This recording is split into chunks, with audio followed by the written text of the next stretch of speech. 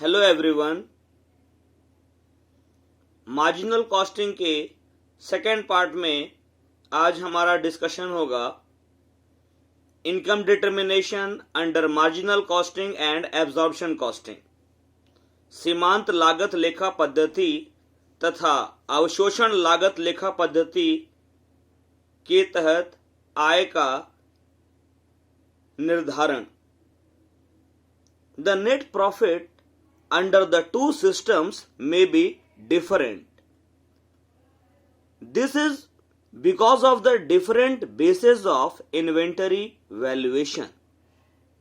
In marginal costing, stocks of work in progress and finished goods are valued at variable cost, whereas in absorption costing, stocks are valued at total cost.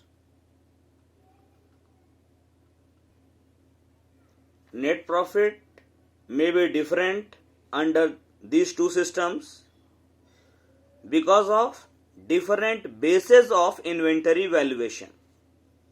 Stocks of work in progress and finished goods are valued at variable cost in marginal costing system, whereas in absorption costing, stocks are valued at total cost, that is fixed cost as well as variable cost. ये जो दो पद्धतियां हैं marginal costing और absorption costing, दोनों में जो शुद्ध लाभ आता है दोनों मेथड से इनकम निकालने पर वो सेम भी आ सकता है, अलग अलग भी आ सकता है। अलग अलग आने के पीछे कारण क्या है? इन्वेंटरी वैल्यूएशन के लिए यूज किया गया different base. Marginal costing system में स्टॉक का वैल्यूएशन केवल और केवल वेरिएबल कॉस्ट पर किया जाता है, जबकि एब्जॉर्प्शन कॉस्टिंग में टोटल कॉस्ट पर किया जाता है, मतलब fixed cost plus variable cost पर। इसके लिए हम अब एक प्रैक्टिकल प्रॉब्लम लेते हैं।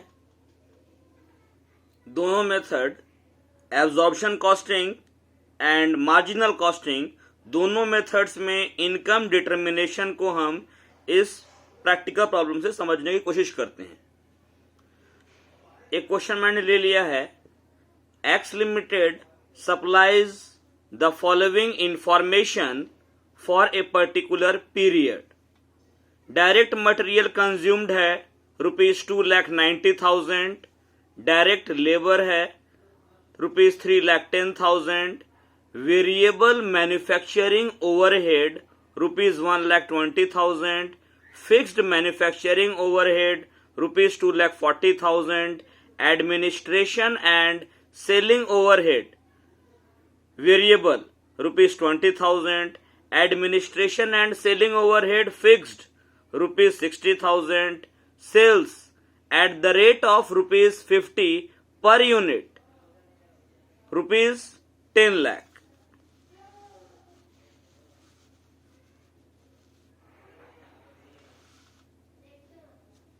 There was no opening stock of work in progress or finished goods. However, 24,000 units were produced during the year and 20,000 units were sold.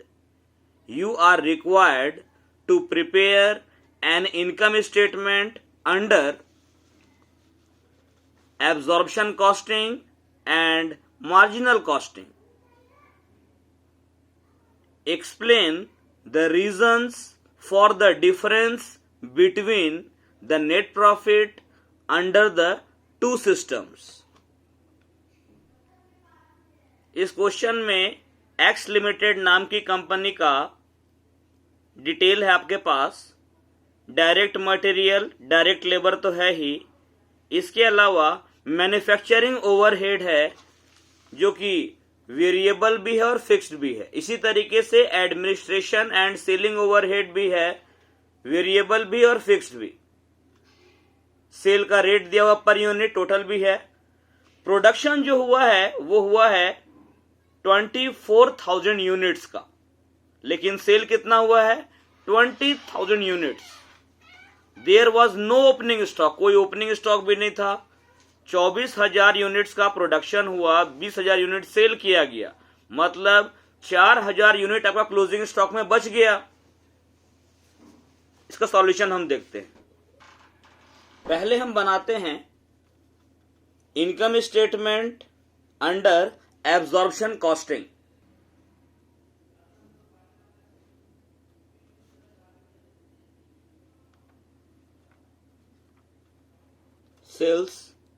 Sales का figure question में दिया हुआ है ₹10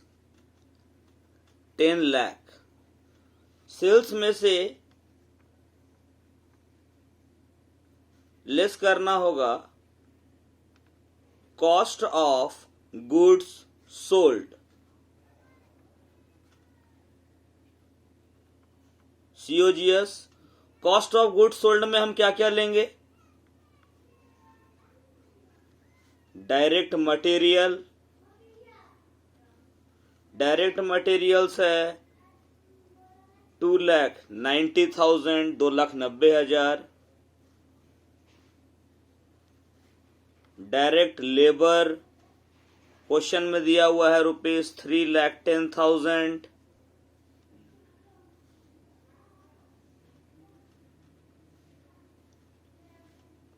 वेरिएबल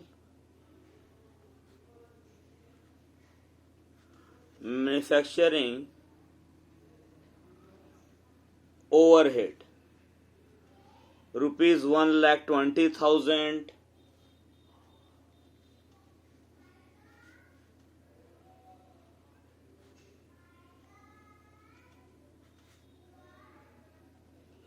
फिक्स्ड मैन्युफैक्चरिंग ओवरहेड ₹2,40,000। मतलब prime cost का part लिया, direct material, direct labour. Factory overhead मतलब manufacturing overhead ले लिया, ये हमारा आता है 9,60,000। ये है हमारा cost of production. Cost of production जो है ये हमने प्रोड्यूस किया है 24,000 यूनिट्स। क्वेश्चन में दिया हुआ है कि प्रोडक्शन हुआ है 24,000 यूनिट का। 24,000 यूनिट का प्रोडक्शन करने में कॉस्ट बैठा हमारा 9,60,000 रुपीज, 9,60,000 रुपया।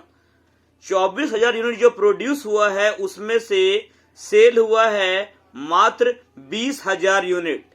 24,000 बनाए, कितना बिका? 20,000। कितना यूनिट्स बच गया? 4,000 यूनिट, जो हमारा क्लोजिंग स्टॉक है।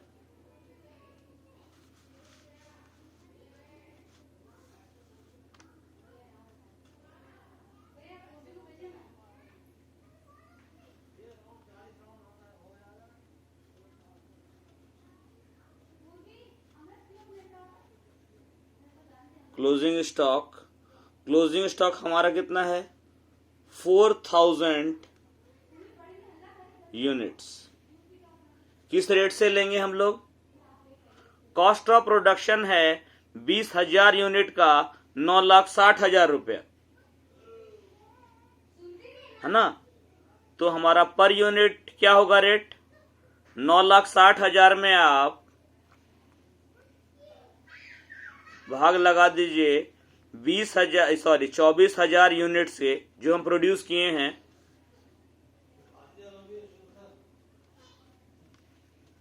₹40 आएगा।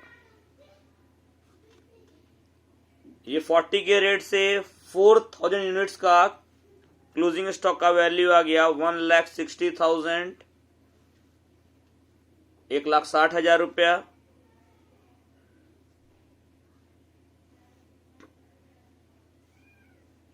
ये हमारा आएगा 8 लाख। ये निकला हमारा ग्रॉस प्रॉफिट ₹2 लाख। अब इस ग्रॉस प्रॉफिट में हम लेस करेंगे एडमिनिस्ट्रेशन एंड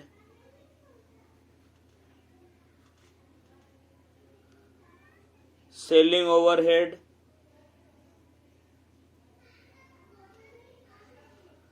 ये ले लेते हैं पहले वेरिएबल, ये दिया हुआ है 20,000 क्वेश्चन में। एडमिनिस्ट्रेशन एंड सेलिंग ओवरहेड इस बार ले लेते हैं फिक्स्ड, जो ये क्वेश्चन में दिया हुआ है 60,000, 60,000। तो सेलिंग ओवरहेड फिक्स्ड वेरिएबल मिलाकर टोटल है हमारा 80,000। ग्रॉस प्रॉफिट में से सेलिंग ओवरहेड हम लेस करेंगे तो अल्टीमेटली हमारा आएगा 1,20,000 का net profit.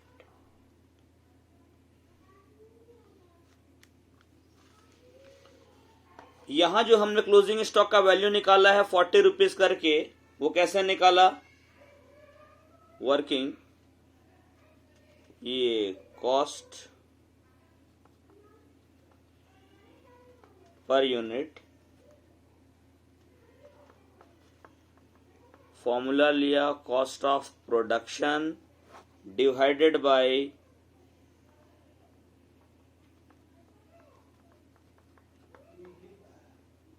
Unit produced. Cost of production है 9,60,000, यूनिट प्रोड्यूस्ड है 24,000, भाग लगाया हमने, ये हमारा 40 रुपीज का कॉस्ट आया पर यूनिट एब्जॉर्प्शन कॉस्टिंग में। क्लोजिंग स्टॉक का वैल्यू निकालने में जो रेट हमने लिया है, इसमें हमने वेरिएबल और फिक्स्ड दोनों तरह के ओवरहेड को लिया है। अब हम बनाएंगे income statement under marginal costing. अच्छा, एब्जॉर्प्शन कॉस्टिंग में नेट प्रॉफिट कितना आया? 1,20,000 रुपीज का। Income statement under marginal costing method, sales, ये क्वेश्चन में गिवन है हमारा ₹10 लाख का टोटल सेल्स है। इस सेल में से मार्जिनल कॉस्टिंग सिस्टम में हमको लेस करना है variable cost of goods sold. इसके लिए हम लोग क्या लेंगे? पहले लेंगे direct material. Direct material ₹2,90,000 rupees का दिया हुआ है क्वेश्चन में। डायरेक्ट लेबर क्वेश्चन में दिया हुआ है ₹3,10,000 का। इसके बाद हम लेंगे वेरिएबल मैन्युफैक्चरिंग ओवरहेड, ये हमारा है 1,20,000 का। वेरिएबल कॉस्ट का मतलब हो गया डायरेक्ट कॉस्ट, मतलब prime cost plus variable overhead, ये आता है 7,20,000। इसी में से हम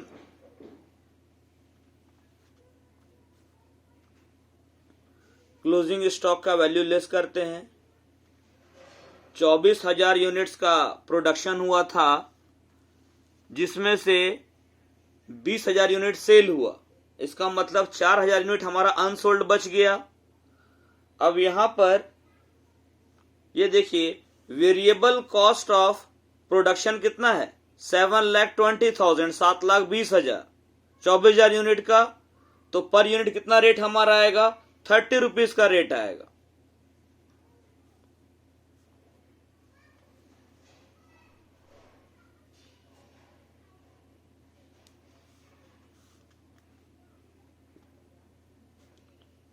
$4,000 units at the rate of ₹30, 1,20,000 हमारा क्लोजिंग स्टॉक का वैल्यू आया। ये डिफरेंस हमारा यानी कि cost, variable cost of good sold हमारा आ गया 6 लाख रुपीस का, तो ये 4 लाख हमारा आएगा difference,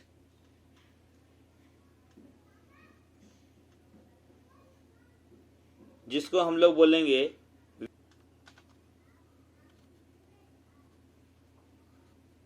variable gross margin. 4 lakh रुपया का आया, इसमें लेस करेंगे variable administration and selling overhead, जो कि हमारा है 20,000 रुपीज का। लेस करने पर हमारा बचेगा 3,80,000। ये हमारा हो गया कंट्रीब्यूशन। कंट्रीब्यूशन में से अब लेस किया जाएगा फिक्स्ड ओवरहेड।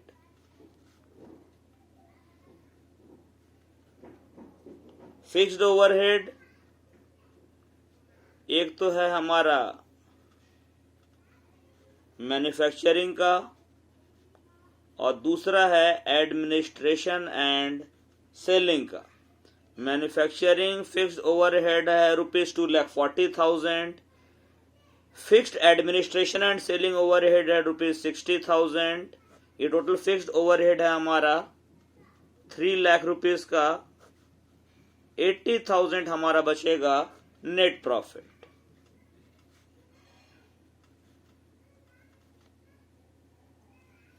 इस बार जो हमने निकाला है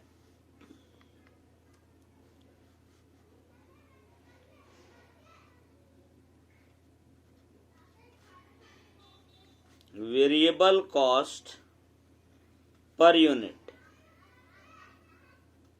इक्वल टू है variable cost of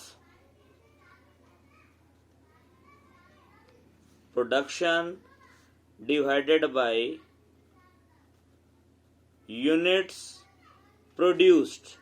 variable cost है प्रोडक्शन का ₹7,20,000, नंबर ऑफ यूनिट्स है 24,000, डिवाइड करने पर आएगा ₹30 पर यूनिट। तो मार्जिनल कॉस्टिंग में हमने देखा क्लोजिंग स्टॉक का वैल्यू केवल वेरिएबल कॉस्ट पर किया गया है, फिक्स्ड ओवरहेड को, फिक्स्ड कॉस्ट को इग्नोर कर दिया गया है। जबकि एब्जॉर्प्शन कॉस्टिंग में क्लोजिंग स्टॉक का वैल्यूएशन टोटल कॉस्ट पर हुआ है, जिसमें वेरिएबल और फिक्स दोनों तरह के कॉस्ट और ओवरहेड को लिया गया है। अब यहां पर आप देखिए एब्जॉर्प्शन कॉस्टिंग में हमारा नेट प्रॉफिट आया था ₹1,20,000, लेकिन मार्जिनल कॉस्टिंग में हमारा नेट प्रॉफिट आ रहा है ₹80,000। तो सवाल ये उठता है कि नेट प्रॉफिट में ये अंतर क्यों? ये अंतर मैं एक्सप्लेन कर दे रहा हूं, आप समझ लीजिए। Difference in net profit under absorption and marginal costing is due to difference in stock valuation under the two systems. In this problem, there is no opening stock, but there is closing stock of 4,000 units. ये जो problem है, इस problem में जो net profit का अंतर आ रहा है दोनों सिस्टम्स में, एब्जॉर्प्शन में और मार्जिनल कॉस्टिंग में, उसके पीछे कारण क्या है? स्टॉक के वैल्यूएशन का तरीका, स्टॉक के मूल्यांकन का तरीका। इस समस्या में कोई ओपनिंग स्टॉक तो है ही नहीं, लेकिन चूंकि उत्पादन हुआ है 24,000 इकाइयों का और विक्रय किया गया है 20,000 इकाइयों का, तो 4,000 इकाइयों का हमारा क्लोजिंग स्टॉक है, अंतिम रहतिया है। Closing stock value under absorption costing is at total cost per unit, total cost per unit, that is ₹40, whereas in marginal costing, it is valued at only variable cost, that is rupees 30 per unit. Difference in stock valuation under the two systems is rupees 1,60,000 minus rupees 1,20,000 equal to rupees 40,000. Closing stock का जो value है absorption costing में आपका आया है 40 rupees के rate से closing stock का वैल्यू रुपीज 1,60,000, जबकि मार्जिनल कॉस्टिंग में क्लोजिंग स्टॉक का जो वैल्यू है वो 30 रुपीज के रेट से आया है रुपीज 1,20,000। तो यहां पर 1,60,000 एब्जॉर्प्शन कॉस्टिंग में क्लोजिंग स्टॉक का वैल्यू और मार्जिनल में 1,20,000 क्लोजिंग स्टॉक का वैल्यू, दोनों का अंतर हमारा 40,000 है। Difference in profit is also exactly the same amount. Absorption costing में आपका नेट प्रॉफिट है रुपीज 1,20,000 1,20,000, जबकि मार्जिनल में है 80,000। डिफरेंस कितना हो रहा है 40,000। दस difference in profit is only because of difference in values of closing stock. Clear? अब एक बात समझते हैं, difference in profit under marginal costing and absorption costing. अगर प्रोडक्शन और सेल इक्वल है, ध्यान दीजिएगा, प्रोडक्शन और सेल अगर इक्वल है और कोई ओपनिंग स्टॉक भी नहीं है, कोई क्लोजिंग स्टॉक नहीं है, ओपनिंग क्लोजिंग स्टॉक नहीं है, प्रोडक्शन और सेल अगर इक्वल है, तो दोनों ही सिस्टम्स में नेट प्रॉफिट का वैल्यू सेम आएगा। क्लियर? अब अगर क्लोजिंग स्टॉक या ओपनिंग स्टॉक है तभी दोनों सिस्टम्स में प्रॉफिट अलग अलग होगा। अगर प्रोडक्शन सेल से ज्यादा है, इसका मतलब क्लोजिंग स्टॉक निकलेगा। समझ रहे हैं ना बात को?